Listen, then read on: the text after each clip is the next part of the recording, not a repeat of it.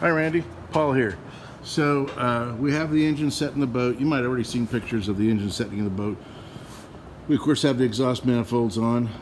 The elbows, the risers, we may go without risers. You didn't have risers before on the old system, or at least if you did have risers, we didn't get them.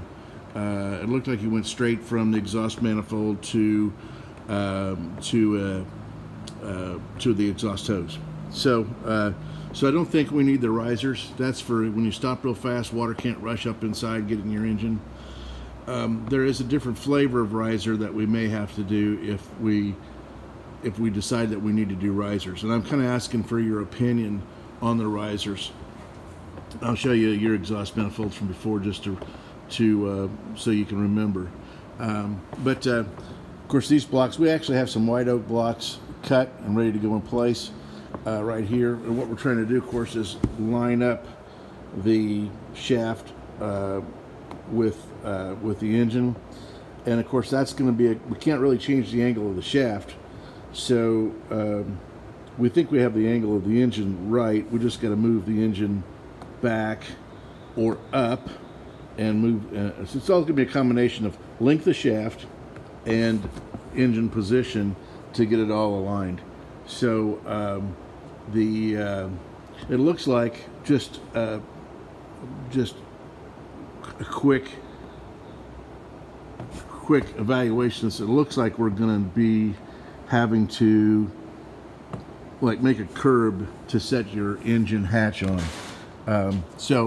Also over here on the gauges, we've mounted the gauges in the panel.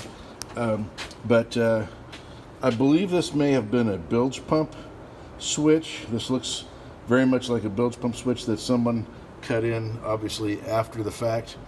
It looks like obviously after the fact. And of course we have a key switch down here and probably a push button perhaps for a horn, and then a couple of push-pull switches over here.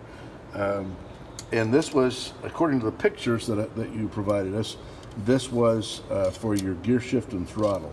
So I don't find the gear shift and throttle in the parts that you sent along. I don't find those. So let me know if we should have had them. I'll look again, but we're not finding them. So but I think from the picture I can identify it. I can purchase new, which is probably the smart thing to do anyway, because even if I had the old ones, or if you find the old ones, they're probably not in a condition that we would want to be able to use it.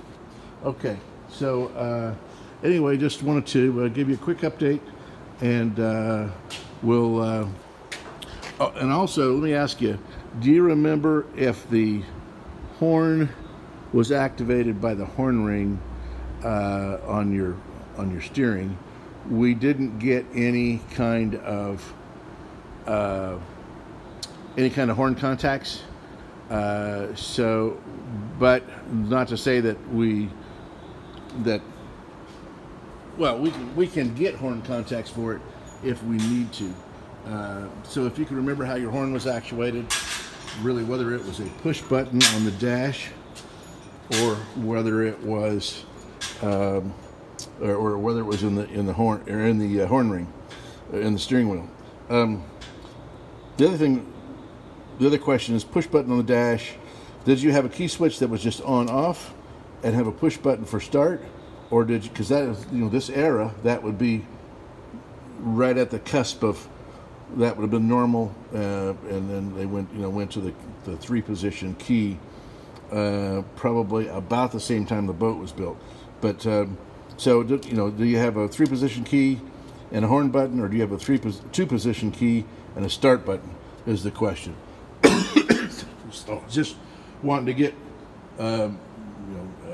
check with your memory, and let us know. Thank you.